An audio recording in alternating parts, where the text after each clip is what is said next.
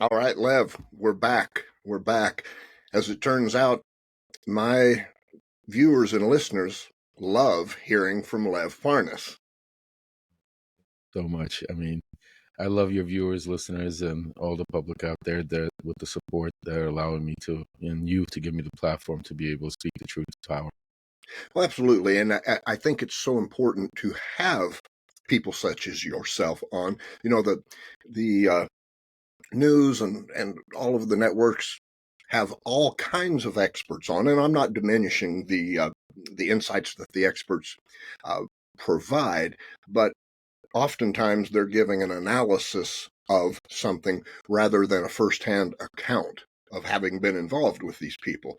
And every time you move one person out, you're going to lose some of the information that's critical. And so the closer we can stay to the act or acts that happened and the people involved, I think the closer we get to informing the citizens of this country the truth. We've got a lot we can 100%. talk about today, but let's kick it off with Rudy has himself in a little bind. You could say that again a little bit.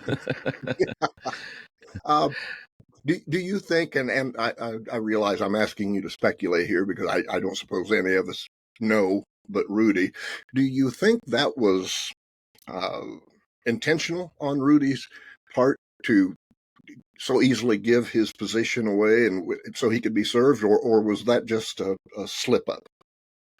No, it's part of the game.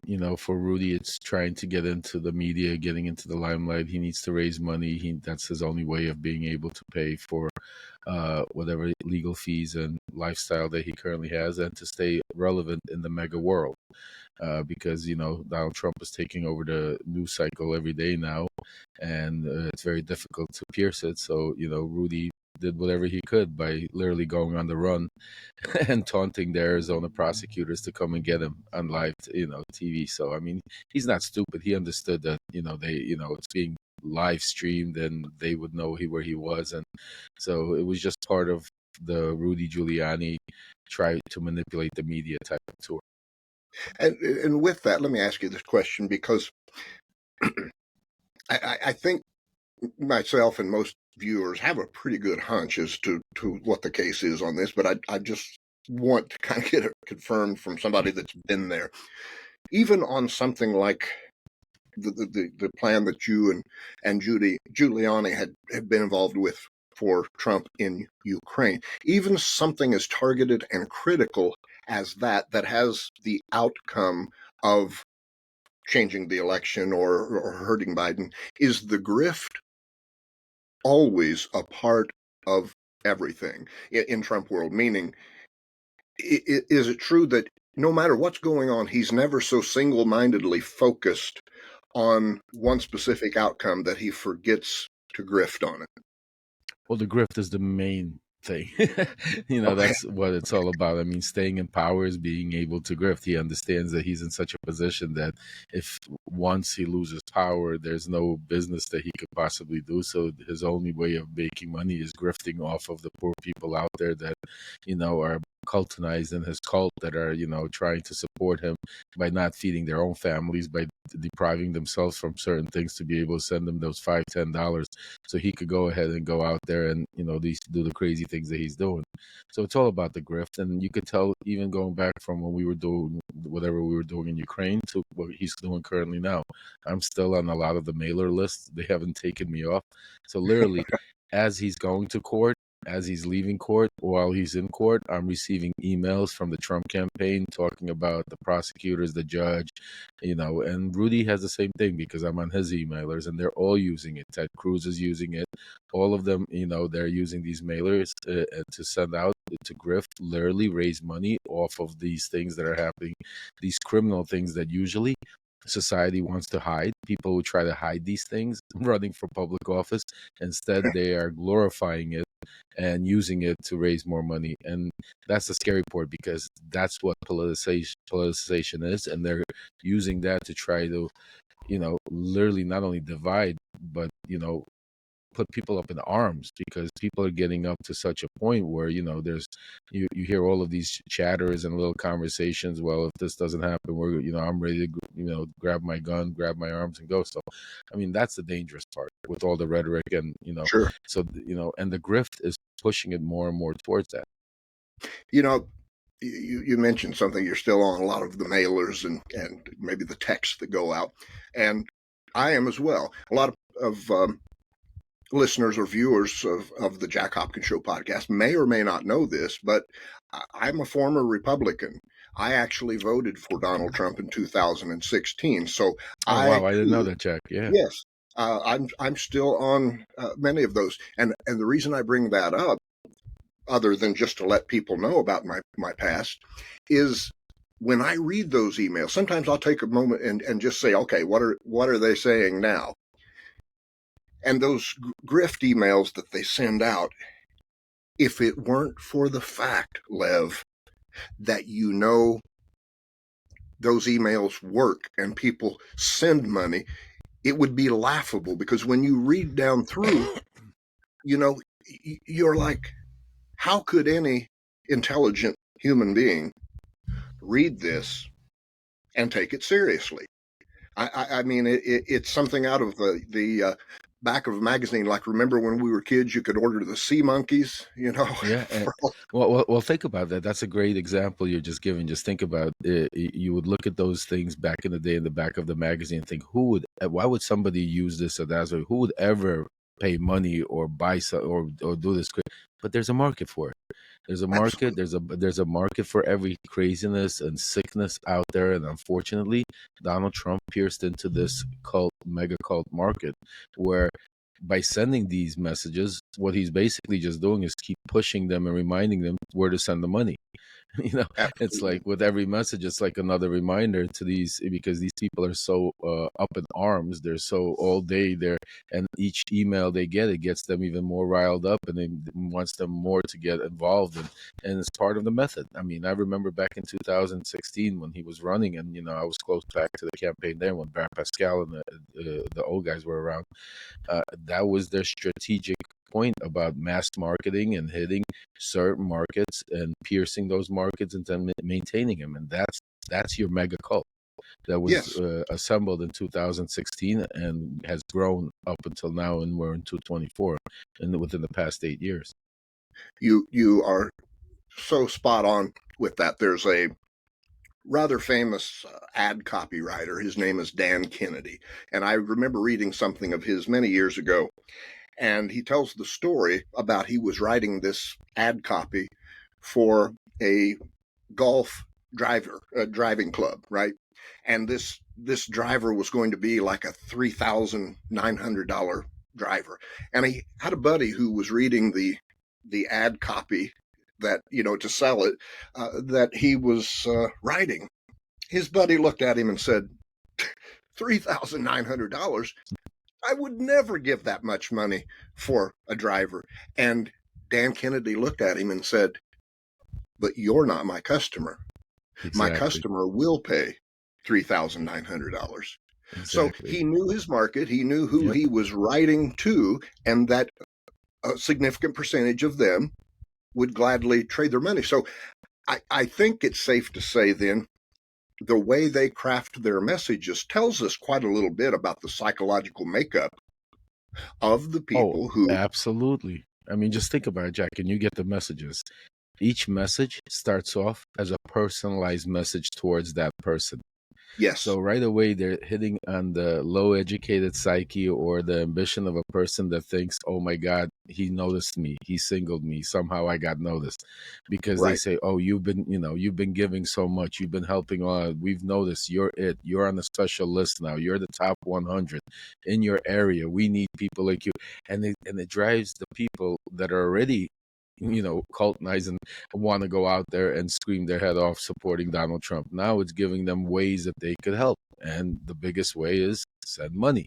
So Right. people don't have the time or the ability to help any other way. So the most common way is, oh, what can I do to help? I'm gonna send, and by doing that, like I look at the crazy promotions they run. I mean, you got Lara Trump out there. They're selling the not American. I'm sorry, the Donald Trump black card.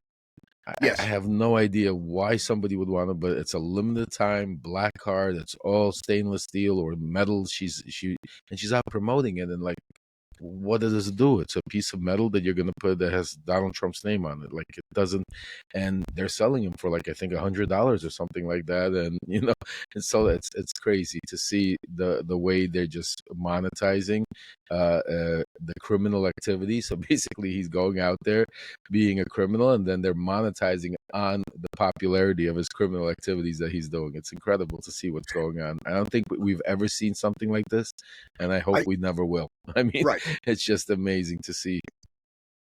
I would agree. If we've ever seen anything similar to this, it has never been on this scale.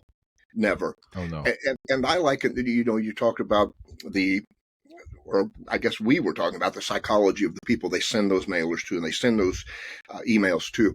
And I liken it to this. Look, when I was a kid growing up, if my mother said it once, she said it a million times. Don't go outside with wet hair. You'll catch a death of Right, cold. you get catch a Right, cold. right. Yep. Now, in 2024, we know, of course, that the common cold is caused by a virus, Correct. not cold air. But a lot of Trump voters, I find, even in the information age, where at our fingertips we can find out the facts on most anything, they are locked into an era where rather than research and find the truth on matters, they are all too content to let somebody give them the truth for one simple reason. It takes less effort to let somebody else. Well, 100%. But Jack, you also have to be, objective in that, because you have to understand. Yes, if this was one person out there giving this message, you could say, yeah, you know what, like, what are you? Everybody else is saying one thing. You're listening to one person. It's go look it up, go take a look.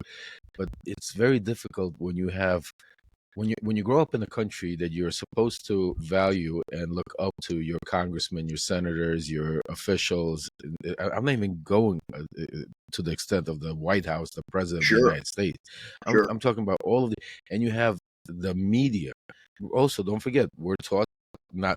We understand now that the media is not the media, but before right. this, we all thought that if we saw something on the news or written in the New York Times, that was fact, We sure because they did. wouldn't put it out there. So we were taught in a way to listen to the news, listen to our congressmen, listen to our authorities, respect the president, to do all of these things. And now you have half of these, you got Republicans, mega world congressmen, senators, the ex-president, all of these, DOJ, State Department officials that are going out there on mass media like Fox and Newsmax and all of these that are, promoting this and these lies, this misinformation. So if I was a person that, and I used to be that person that would listen to Fox, you give me one reason why would I go and start researching all of this? Right, What right. pushes me? I don't see the things that me and you are talking about because I don't listen to CNN or Yeah, MSNBC. I don't listen to these things because I don't associate with people that talk about this, because people that I work with, people that I see, all believe the same thing. And if there is an outcast that comes out and starts spewing some of this stuff, so we're going to kill him with the facts that we know. So right, why would what would encourage me? And this is why I always say to it, like, what would encourage a person that watches Fox 24/7 a day to go out there and start researching it? right. I mean, why? He's Yeah, watching the news. there's He sees little he to sees Lindsey he sees the Lindsey Grahams of the world. He sees the Jordans of the world, the Moscow Marges, all these congressmen, Matt Gates, all of these are supposed to be people. They're all up there, and the common person, what they say, they all can't be lying. right, They all can't be lying. I mean, they're all saying it. The news is saying it all day long. Each reporter is saying it. Each congressman. So what makes that person go research?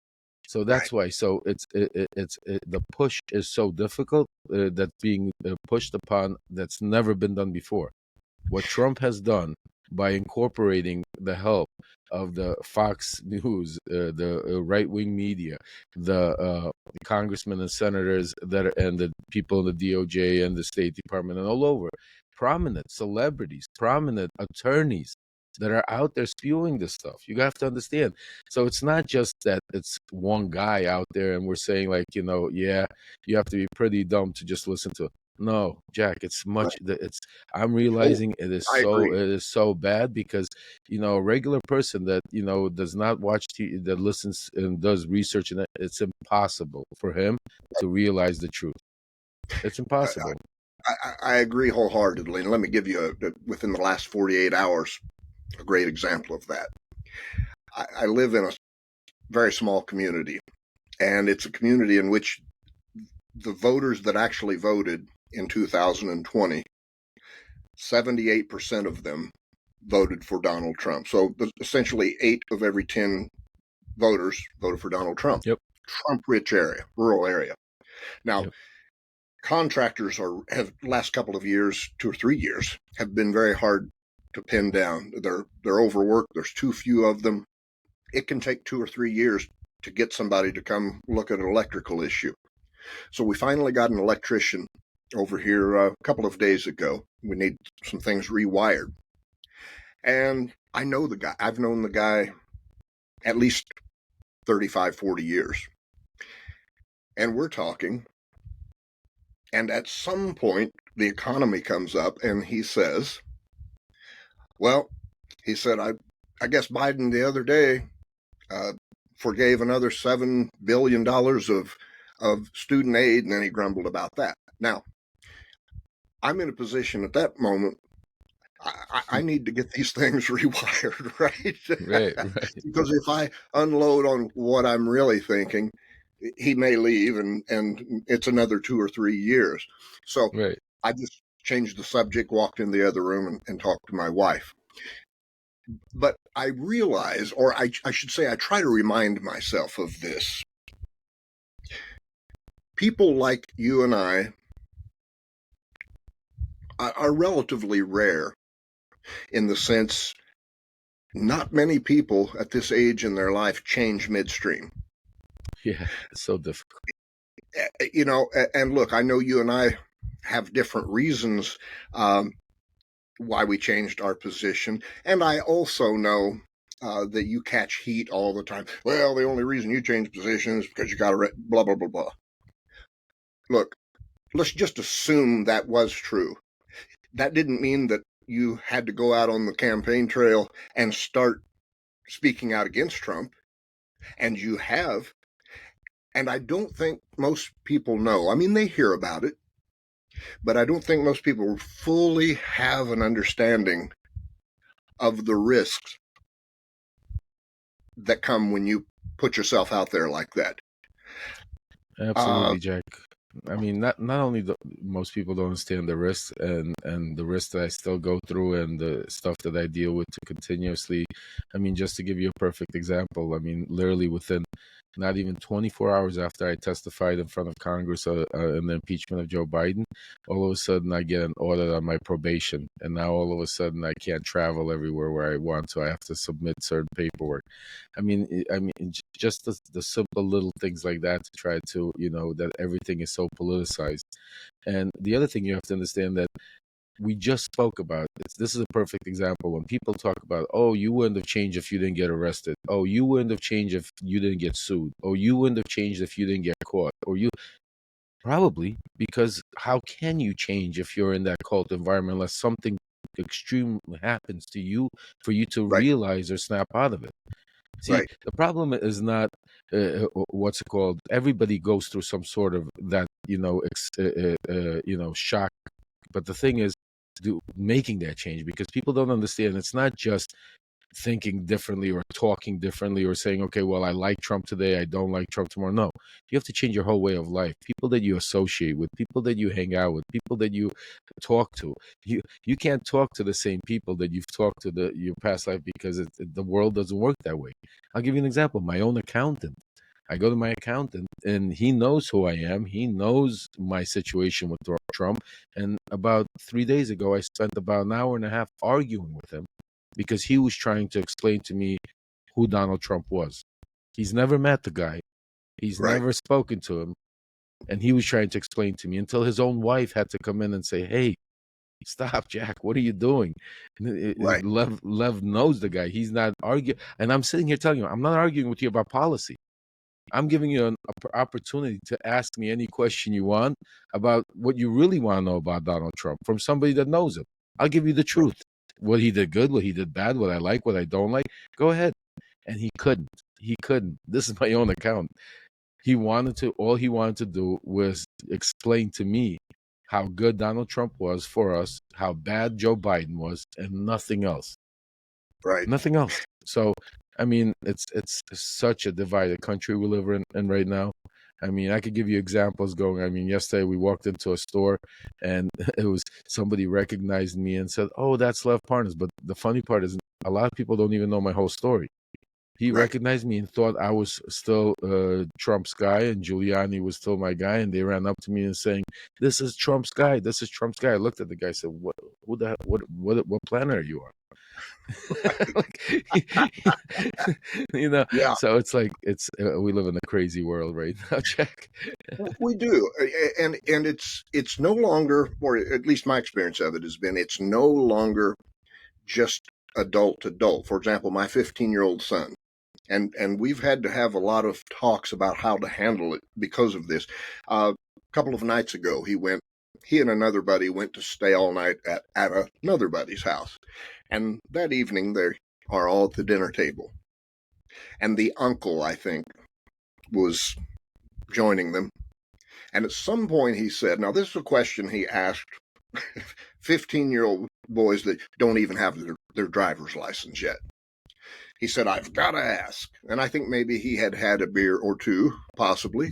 I've got to ask, who are you for? Trump or Biden, right? 15-year-old kids.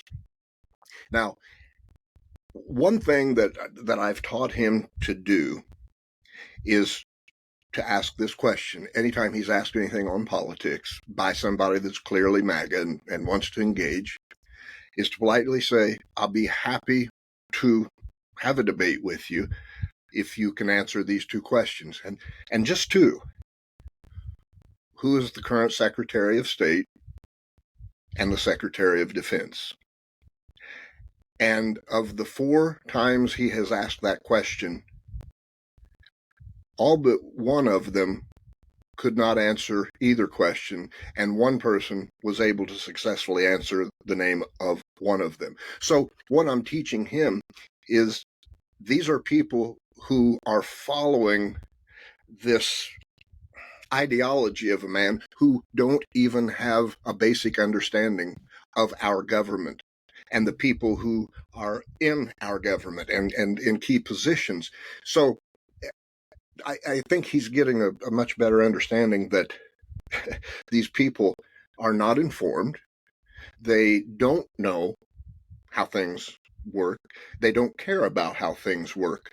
They just want to do the MAGA thing, whatever that happens to be, at any given time, whether that is boycotting Target or anything else it might be. Yeah, it's like anything else, being part of a group, part of a gang, part of a movement, part of, it's, same thing. I mean, if you look at it, really, it's now Biden or Trump, Biden or Trump. It's like the Super Bowl. It's like, what team are you on? You like Kansas City Chiefs or did you like the San Francisco 49ers?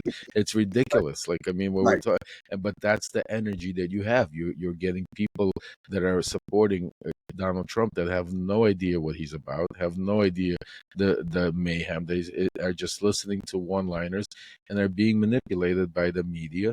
And again, not just Fox. I mean, I blame CNN and all of these other media because of the way the way they report and the way they try to use white gloves and the way they allow Trump to manipulate the timeline, allow Trump to manipulate what is being said. It's like they're scared of him. And even to the fact that we've gotten to such a polarization because, Devin Nunes was the architect of suing everybody. So now all of these guys are out there suing everybody. So the media is so scared to get sued. They're even scared to write stories about facts because Sure. the facts are so outrageous. But it's facts, and they still won't do it because they're scared to get sued by Trump or Giuliani or all these people. So it's ridiculous. It's where we Yeah. don't have a media source today, unfortunately. You're right. People should be, the way you should get your media is go out there and search it through different sources. And it's hard to say, find somebody you like, because anybody you like nowadays is polarized and their own opinionated. It's hard to find a true media source without an opinion associated with it. Here's the facts. Yeah. This is what happened. John killed Peter, and it doesn't matter who was black or white. It doesn't matter who was Republican or Democrat. This was what happened, and the bad guy goes away, the good guy gets whatever. It doesn't Right. happen nowadays. I mean, if it's a crime happens, they take a look at who was the bad guy. If the bad guy happened to be a Democrat, I'm sure he ain't going to be on CNN. He'll be all over Fox, and vice versa. So it's very, very difficult for a regular American citizen nowadays to, even though we have all of this mass media, social media, we have all of this IT and technology to be able to go search and get everything. Unfortunately, because the way Trump has manipulated and used the media and used people in very high up positions and respectable positions to take over the media, and that's why right now we don't have the truth. All we have is opinions, one side or Right. the other. Right. Let's drill down a little bit about Rudy Giuliani. Yeah. I want to know a little bit about Rudy as a person, because in working with him, of course, there was the objective and there was that part of it, but uh, I'm assuming you spent a fair amount of time with Rudy, so You could there say was that again. also kind of the bullshitting and just guy talk, just talking about anything. Does Rudy actually believe this horse shit about stolen election, or is Rudy just towing the party line and doing what he's doing? uh you know how do I properly tell you that? When you start doing a crime, when you say, let me retract a little bit. When you say a lie long enough, you don't yourself don't know what the truth is already. Gotcha. You start believing it. And Gotcha. when you start saying, and when the lie is imperative or important to your survival, and you repeat it so many times, that becomes the truth. There's no, you have, again, it's like, our brains are very powerful. It's like what you have to understand. If all day long you're repeating the same story, how Biden stole this, how Biden took this, how Biden took, and you don't talk about anything else, your brain, plus at his age already, and plus with all the medicine he takes, all the alcohol he drinks, and all of that. I mean, there's only so much capacity, you're able to understand. So at this point, I truly believe that yes, he believes it. I think he thinks Biden is a criminal. He thinks the world is against him, and I think this is a part of mental problem. When a person gets to that stage, it's either because of alcohol, because of depression, because of whatever the reason it could be. But when you get into an illusional stage where you start believing, what's the difference believing that the election was stolen or believing that there's a little green man running around trying to chase you? It really Yes. doesn't matter. I mean, because your mind is not there. And I think a lot of these people that are pushing this fake election, some of them are doing it obviously financial purposes, power purposes, yeah. But some of these people, and a lot of them, have gone to extreme that they are so truly believe in it, and especially some of the down the tier, not like Trump or on the top tier, but down the tier, that they truly believe it, and they would probably go to their deathbed believing that of the corruption and the election was stolen and that Biden's not the president. Because Right. again, it's the mind is a powerful thing, and I think a lot of these people, we need to look at it the way it is what's the difference if somebody has a bad day at work and goes crazy, and it's the same thing here. Politics have driven people to a certain degree where they've lost their mind because they're starting to believe things that are not really true. Yes. Lev, what you just described is a perfect template for something that I've been involved with. I ran an oncology floor for the Navy at the San Diego Naval Medical Center many years ago. And I was sent to learn medical hypnosis to be used with oncology patients who were in horrible pain and who had reached the limit of the narcotics and pain medications that they could be given. And I saw it work many times. And here's how I explain it. When someone was told you are no longer feeling pain in your abdomen, you are feeling a sensation that has a cloudy, almost pleasant feeling to it. And when they would experience relief, there was still a part of their mind that knew the pain was still there. But there was another part of their mind that knew it had to be so fully invested in an alternative because the truth was so unbearable that they hopped the fence and pretended, if you will, and a lot of people are afraid to use that word, but look, if you pretend something long enough, as you stated, at some point you wonder whether the result that you are getting is still pretending or if it's become Oh, real. absolutely. Oh, And 100%. when you've reached that point, does it really matter? Because the Exactly. result is there. Exactly. So, And the feeling is the feeling and the result is the result. And, you know, just to break it out, I mean, even simplify, you know, I do this trick with my kids even to show them how powerful your mind is. If I put the cold running water on and put a little steam in the background and sit there for like 5 minutes and tell you that is boiling hot, yes, I guarantee you when you put your finger to it, you will yank it quicker than you think. And you will even feel a little pain thinking that you burned yes, yourself. yes, That's, I mean, simple as that. Our minds are extremely powerful, and that's why that's why I talk about this cult environment. People have to really understand it. right, I'll give you a day in the life of a Donald Trump cult member, so you could understand what it's like. You wake up in the morning, you're watching Fox or you're watching your right wing media. You right away go on your social media to see what's happening on with all of your, Laura Loomers and all of the, crazies out there that are, spewing all of this information. You look to see all the exciting stuff because something had to have happened overnight. Donald Trump had to have done something. What are they after him now? What are they charging him with now? And you start getting, and this is how your morning starts. You start getting into it. You start calling your friends and people, workers around that have the same notions, and you're talking about the same thing.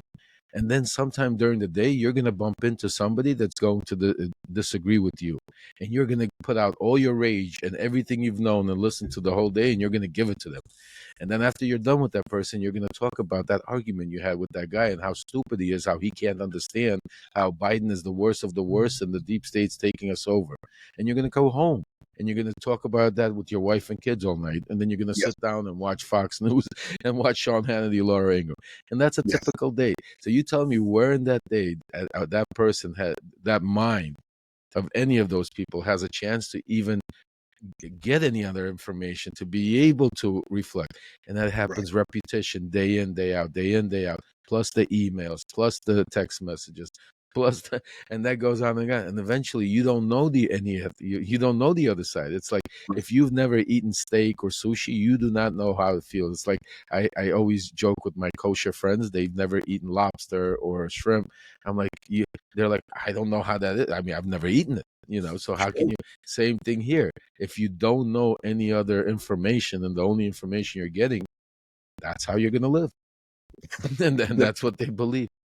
just had that experience last night. I ordered something. We had gone to a cafe and I ordered something, and my wife said, "Oh, I don't like that." I said, "Have you ever had it?" And she said, "No." Yeah. I go through it every day with my kids like that. Try that. I don't like that. You've never tried it. Well, it doesn't Right. look good. I don't. But yeah, I mean, those are great examples of how strong the mind is. But that's a day in the life of a Trump member.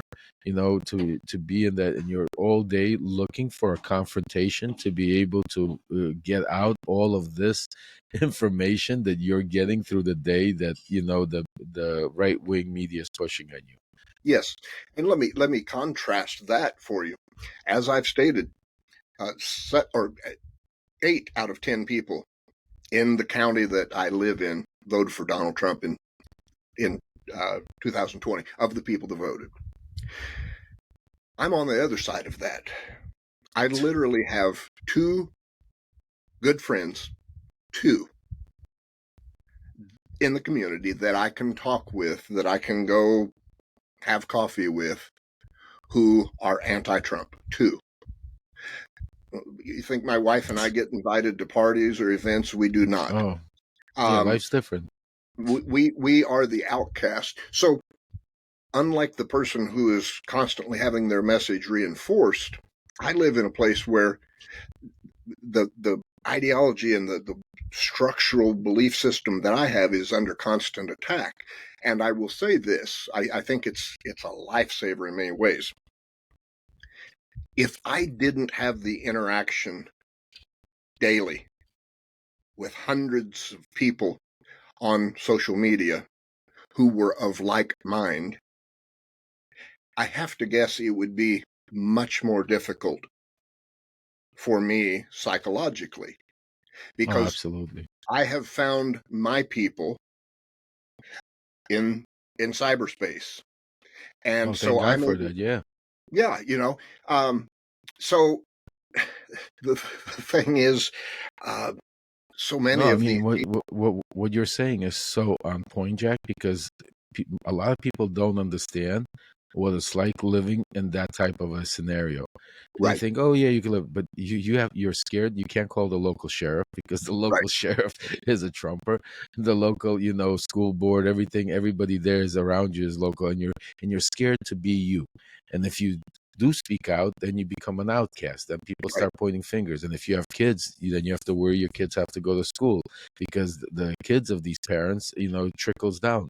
Nowadays, I've never seen politics so well. My 10-year-old comes from school asking me questions about politics because kids in school are now talking about Trump, Biden, and things that are reflecting with Trump's court cases. It's crazy. So right. now you're in a position that you can't just live wherever you want to live in the United States. You have to live somewhere where the beliefs are like your beliefs, because if God forbid you're going somewhere where, I mean, just think about it. We live even in Russia, abortion is legal. We live in the Right, United States of America in right. 2024, where today, I mean, in the state of Florida where I live, it's a 6-week ban. Most Yeah, women don't even know they're late yeah, 6 weeks. I mean, it's ridiculous. So to be able to push that, and we're supposed to be a nation of the free. So how's that for you? Now you're right. telling us what to do, and that's the crazy part. The other thing a lot of people don't realize is majority of the cult of Trump is people that never have traveled outside the United States. They've never been outside. They don't know what it's like. This is They a don't fact. know what effects are causing it. That's why they're screaming and saying America first, because shut our borders down, bring all our troops back, forget about we don't want to be. They have no idea. They have no understanding because most of them haven't traveled outside their little community or outside their state or county.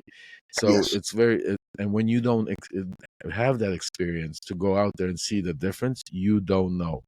And that's the well, problem. And Trump pierced into that group, and the internet is now making it worse because now they're being cultized through social media. Because yes, now instead of going on social media to find other things and research, they're going on into echo chambers that are even making it worse because now they're seeing, oh my God, I'm in Kentucky and there's people in Florida and in Ohio that think just like me. I'm not the only one out here.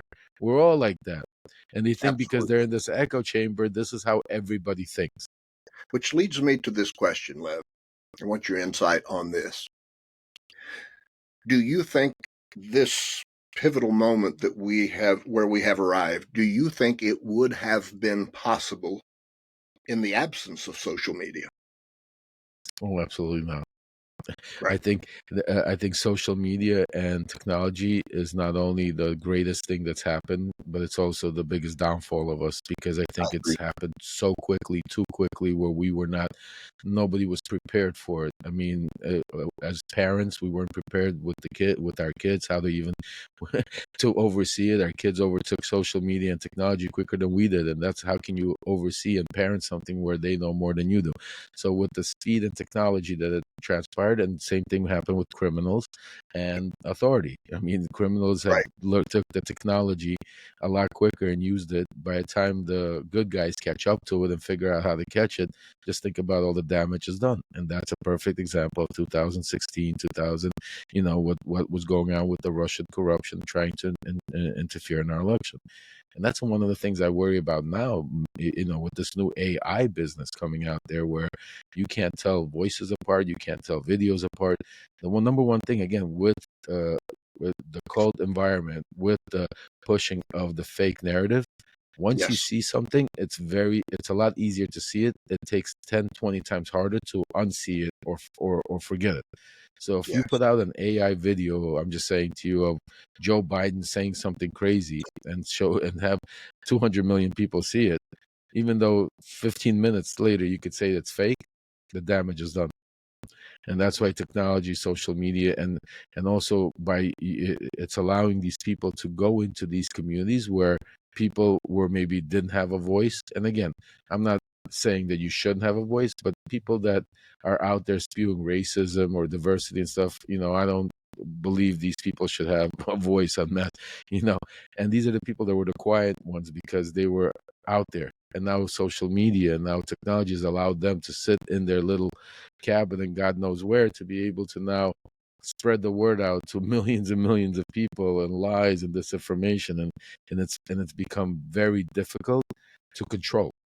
You Right. can't control what's the truth, what's not the truth, what's, you know, it's Here's something that I'll inject here that it's fascinating, and it's how the brain works, and so people can see so many examples of this on a day-to-day basis. The brain does not process negation. So, for example, if I say Jack Hopkins is not a multimillionaire, the brain hears Jack Hopkins and multimillionaire. Okay. yep. Now the prefrontal cortex slices and dices and analyzes it and says, "Oh, okay, this isn't true." But the limbic portion and the other processing centers of the brain uh, that receive that information, it hears Jack Hopkins is a multimillionaire. So even though Jack Hopkins is not a multimillionaire, was the statement, a month down the road, 2 months down the road, our memory slips a little bit, and somebody says, "Yeah, I heard that Jack Hopkins was a multimillionaire," and somebody who heard he is not a multimillionaire now remembers it as, "Yeah, I He heard was. that too."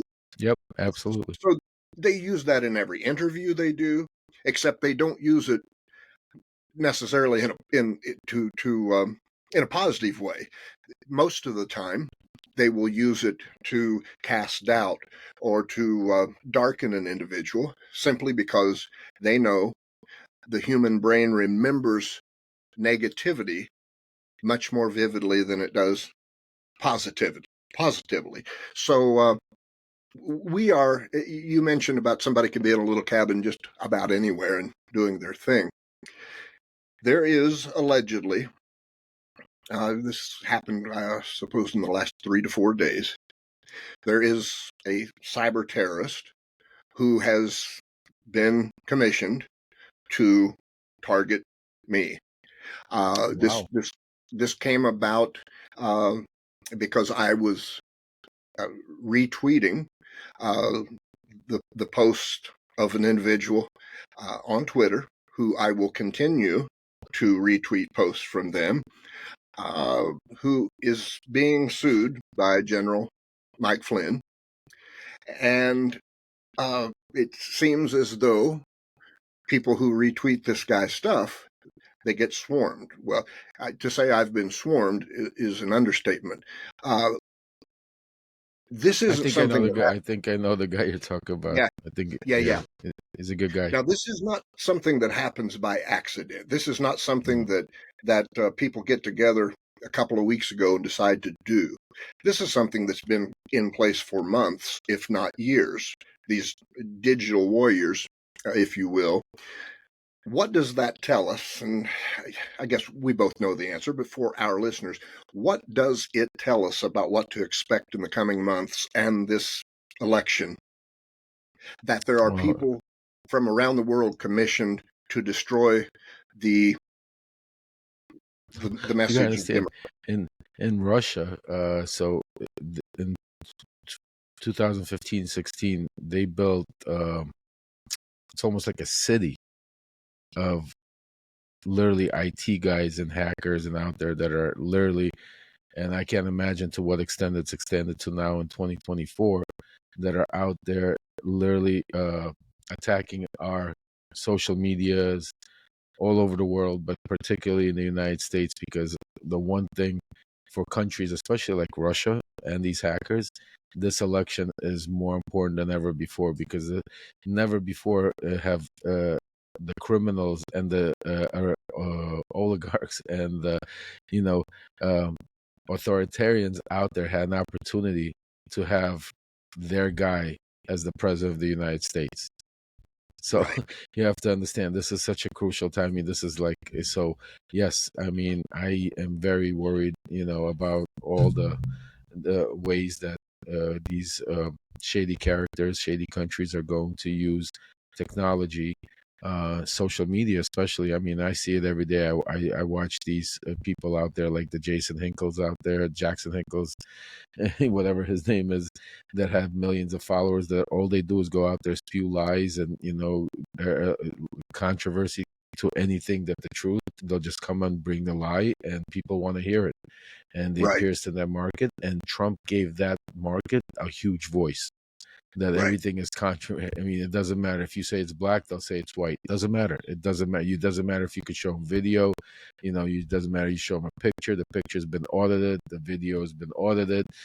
This person's been paid. This guy's a traitor. Nothing.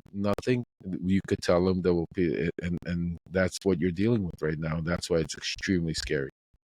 It is. On that, let me ask you this. I know a lot of people don't like to even hear this question asked because it scares them. But that's the very reason I think it's important for these things to be talked about, because that which we are scared of and put our head in the sand about, we cannot prepare for.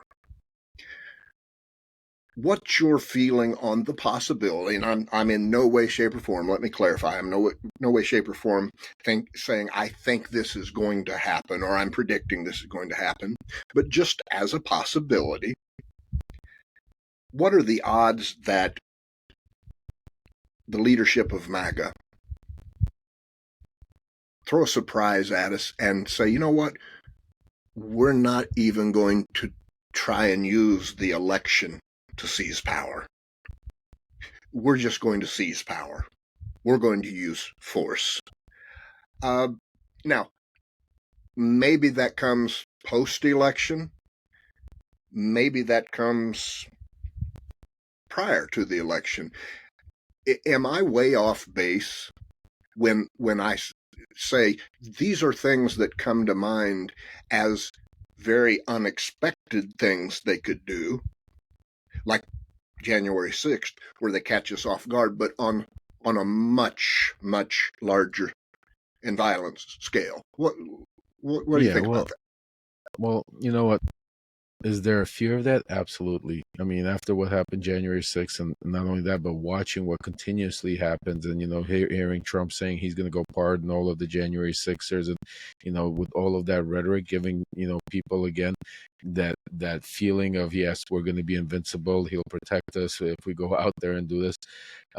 If he gets into power, I don't think there'll be such a uproaring of people taking up arms and trying to overtake one side or the other. I think we'll have other problems, much bigger problems than that. As crazy as that sounds, I think we'll have bigger problems than somebody trying to overtake our country somehow internally, because I think the are as crazy as it sounds, I think we still have a lot of things in place that would prohibit that from happening. Could there be an uprising a little bit here, a little bit there? Absolutely. But just as you see, with the protests that we see in the colleges, when our troops are sent in to break it up, it gets broken up. Now, the dangerous part with that is, yes, we don't know who Trump has in, these reserves, in the State Department, in the National Guard, and because, like I said, a lot of the mega loyalists have infiltrated a lot of portions of our government and of our military.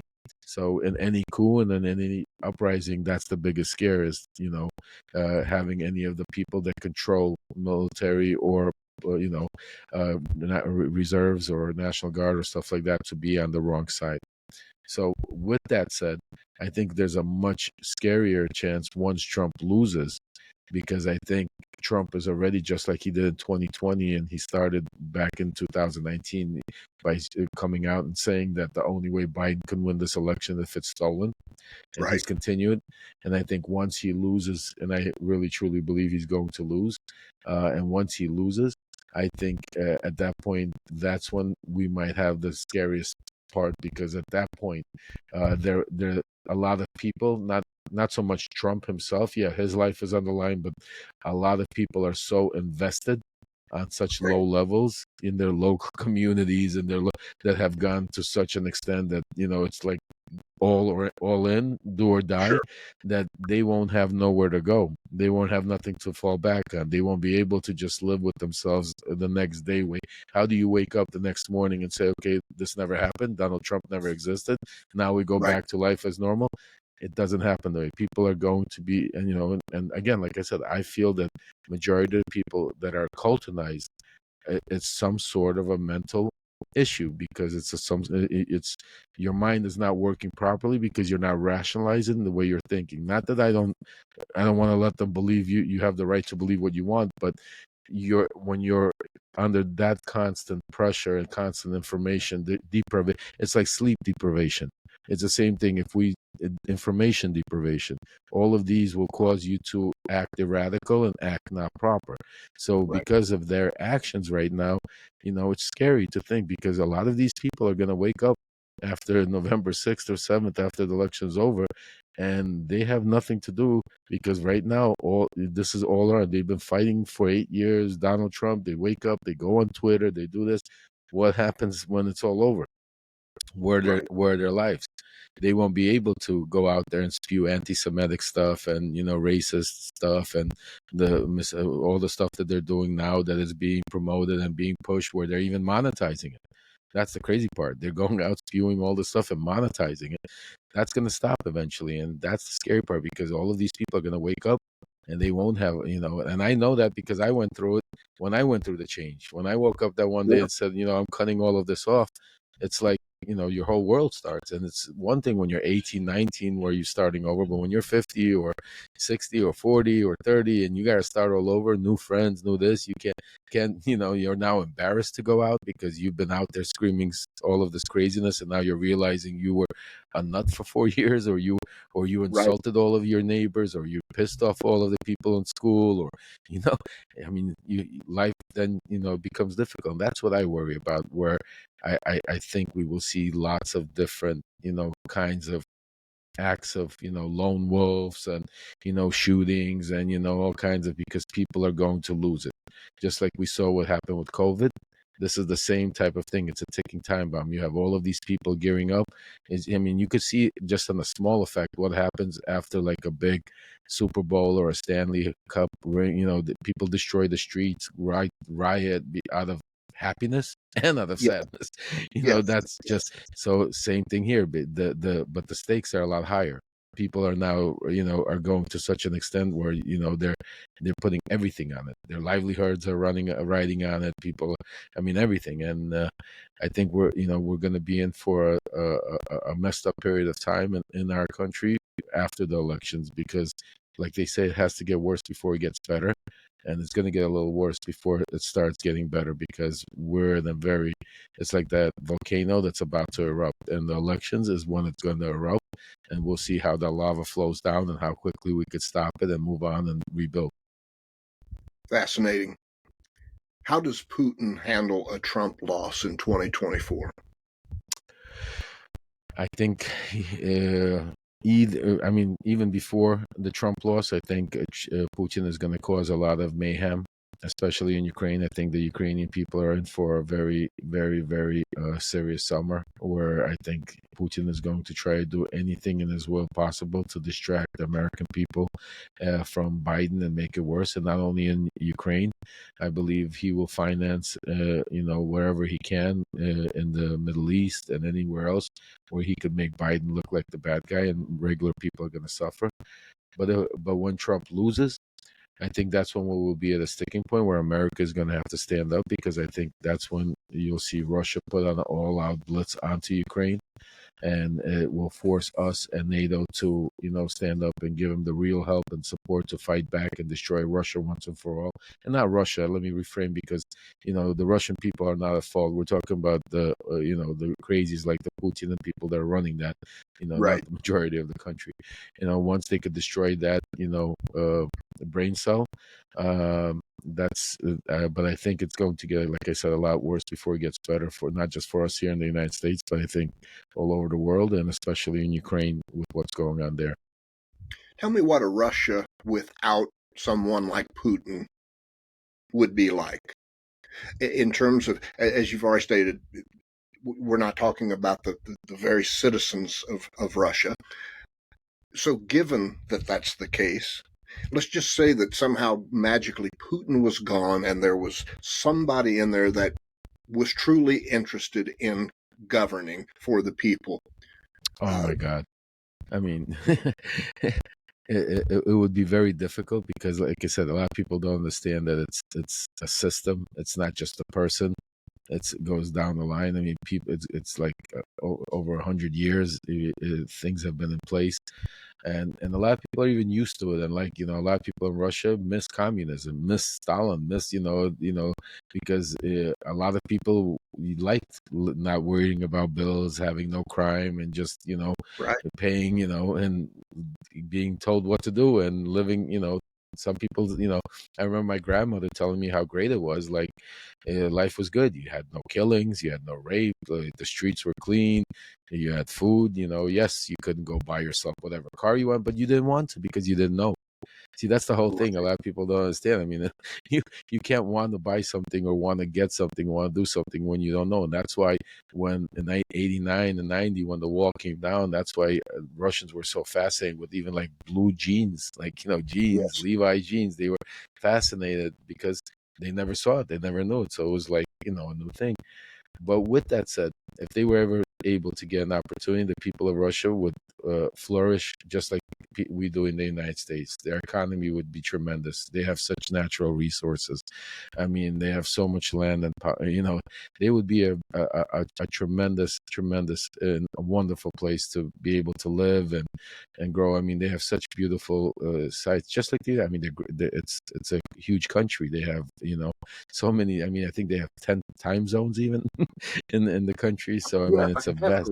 Yes. It's a vast amount of land. So, but it's, again, I don't see that happening too quickly, because it's not just Vladimir Putin. You have a whole system in place that would have to crumble. And we had that opportunity in 1991 when Reagan, and what's it called, Gorbachev, Right. had that deal, and the wall came down, Yeltsin came down, and America and the world had that opportunity to never allow this to happen. And unfortunately, we cut a bad deal. We closed our eyes and let them lie to us. Because the KGB still controlled, and still pushed people like Putin into power. And under the pretenses of them trying to build a democratic country and being, what they were really doing is rebuilding, making a lot of money, sending their oligarchs all over the world to infiltrate all different countries with their natural resources and biggest economies and businesses and real estates, using their money to spread all over. I mean, that was all part of the master plan, and waiting for that opportunity to again bring the Soviet Union back together. And that's what Putin's doing right now. He's trying to bring the Soviet Union back together, the plan that he started from the first day he went into office. Am I correct in saying that the KGB and or its equivalent is still very much alive, although it may wear a different costume or by a different name? Absolutely. I mean, it's just they could have changed the name, but the bloodline of the KGB, you have to understand, it lives with Vladimir Putin. I mean, if you were just naive and didn't know anything else or none of the other players, it's the head of the Russia was the original child of the KGB. They nurtured him. He was. I mean, so you would think he would allow them to die.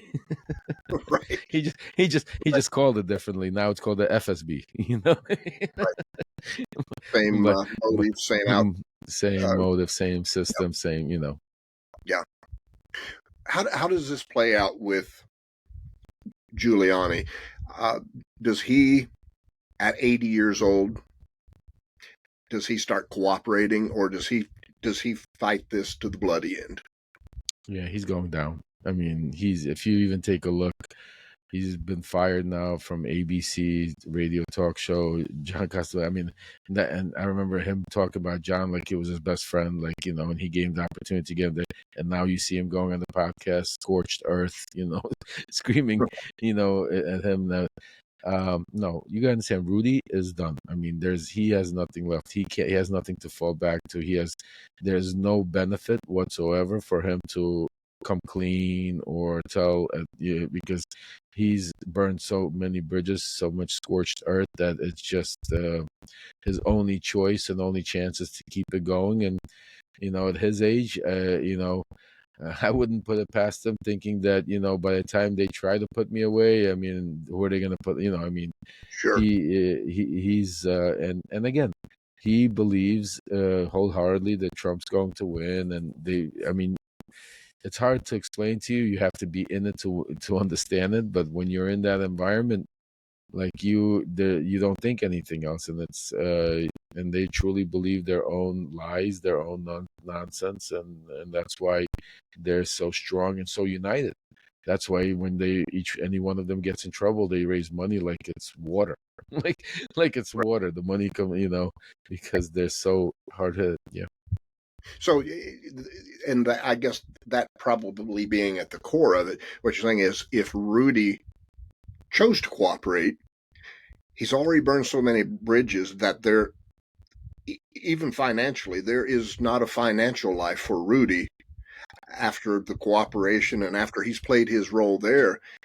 There's no place else for him to turn to generate income. He can't grift anymore on the big lie. Absolutely. Yeah. Not only can he grift and lie, but also who would believe him? I mean, he's lied so many times one way or the other, and he's so complicit himself. Unless Rudy had some tape recording or videotape of Donald Trump saying, yeah, I know this election is fake and we're going to go push it anyway, and I don't care, and let's kill a couple of people. Unless he had something crazy like that, I don't think he would be even at a benefit. I mean, any cross-examination of Rudy Giuliani. I mean, look what happened with Michael Cohen, and he's not as close, I mean, to Rudy Giuliani. I mean, it's I can't imagine. I don't see his value of even. I mean, we all know, the whole world knows what Trump did. They have enough evidence. They have it black and white. I don't see.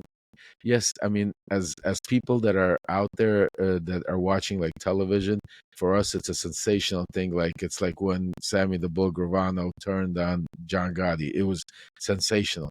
So we're looking at it the same way. It's like, oh my God, who's closer? Rudy Giuliani. If Rudy Giuliani turned, oh my. I tell you honestly, I think if Mark Meadows turns, it's more dangerous for Donald Trump than Rudy Giuliani, because Rudy was complicit in all of the stuff that, I mean, the whole world knows. I mean, It's out there. It just That was that was a question I was going to ask you, because with Mark Meadows, we have a different situation, even if just based on age. He's got as long as no unforeseen accidents come his way, he is going to live a pretty good chunk of life from this point on. He's healthy as far as I know, so he's got that to look at. Whereas Rudy, I can only assume Rudy's not in the best of health, and he's 80 years old, so he knows time is relatively short for him. Meadows has been, I suppose, as silent as anybody has been yeah. in this thing from day one. If we were reading the tea leaves, does that point to Meadows eventually cooperating, or is that a I clear? think so. I Yeah, think so. I've been saying it all, even before when people were talking about Rudy, even before Meadows got indicted and got ousted. I said Meadows is going to be the Sammy the Bulgar, not Rudy Giuliani. It's going to be Meadows because, like you said, he has a lot more to lose, and he was not as involved and didn't have as much to gain as Rudy. Meadows right, was chief of staff. He was doing his job. He had his own political career. He was a congressman prior to that. He was trying to, use that and ride those coattails to whatever he was going to go on. He wasn't going to right, try to hook his camp to Trump for the rest of his life. right. Where Rudy was riding Trump's coattails. So Meadows just got caught up in such a thing where he really stood by a little too long and waited to see how this plays out with Trump until Georgia's what really screwed, because Meadows was talking with the federal. He spoke with Jack Smith. He already started helping them out. He's already given them some testimony in the Jack Smith case. What Yes, really screwed Meadows, and it's screwing him even more now, is Arizona, is the state charges, because I think Meadows, where he screwed himself up, I think he was working out a deal with the feds, and that's why he was, testifying from the grand jury, gave them certain testimony, playing that deal. But when Fannie Willis in Georgia and now Arizona indict him, now it's a totally different ballgame, and it's a lot harder now to cop a plea, because now you have to do like a not international, but like a circular plea where you have to get other agencies, other states involved, and now you have feds and states involved, and it becomes very difficult to try to now coordinate a plea of what. See, do you understand what I'm saying to you? So Meadows sure, has got himself into it, but I think out of all of them, Meadows has the best chance of getting off by cooperating, right. because he knows where the bodies are buried. He knows exactly what transpired, everything on January 6th. He knows what happened with all of the stuff that left the White House when Trump was leaving. He was part of packing it and a part of involved in that. So yeah, I agree, and I don't know if this is accurate or not, but with Meadows, look, I mean, Meadows is a bad guy. Look, he did what he did, but I always kind of had the feeling that out of anybody, Meadows was always the one that, while he was doing what he was doing and enabling, he was also kind of going, oh, damn, man, I am getting myself into a world of shit. That he was kind of two minds, but like you said, he was already so invested in it yeah. and wrapped up in it that he just chose to keep doing it. But would you agree that he Yeah, was I definitely would say Meadows was more like a Kevin McCarthy than a Matt Gaetz or a Marjorie Green. Meadows is the typical Lindsey Graham, Kevin McCarthy guys that were in office before, thought they knew the system, knew how to play it, but then got caught up with Trump and got overtaken by Trump, and then got caught up in some stuff where they had no way to go back and they could only go forward, and hated it, didn't want it, didn't love it, but had no choice to try to continue to push their own financial or political gains. And that's what Meadows, Lindsey Graham, Kevin McCarthy, and others do. But then you got the others, like you got the Moscow Marge, you got the Captain Venmo, Matt Gaetz. These guys are totally different. They don't belong in Congress. They're just there, literally puppets of Donald Trump, and they probably wouldn't be there. Marjorie definitely probably wouldn't be there, you know, in Congress if Trump wasn't there, and she would have nothing to speak about, because all they speak about all day long is either Joe Biden or Donald Trump, corruption. I mean, there's nothing else they talk about. They don't policy, nothing. So it's right. but yeah, Meadows, I would say is he was probably an unwilling participant, Hmm. willing in some sorts, unwilling in others, but Sure. participating because of his. The bottom line is, look, they all have greed, power, Yes.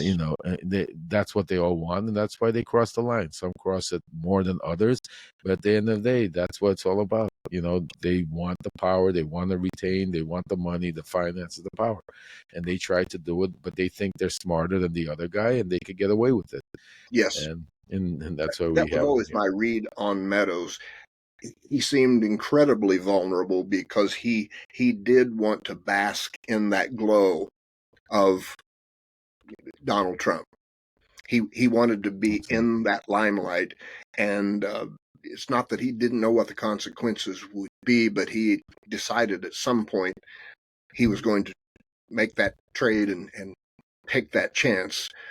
Uh, when we look at people, I've got a list here. I'm just going to read off the names, and if you have any, Hey Jack, just quickly, I yeah, didn't know how long the podcast was going to go. I thought it was an hour because I have yeah, we another can one. wrap it up.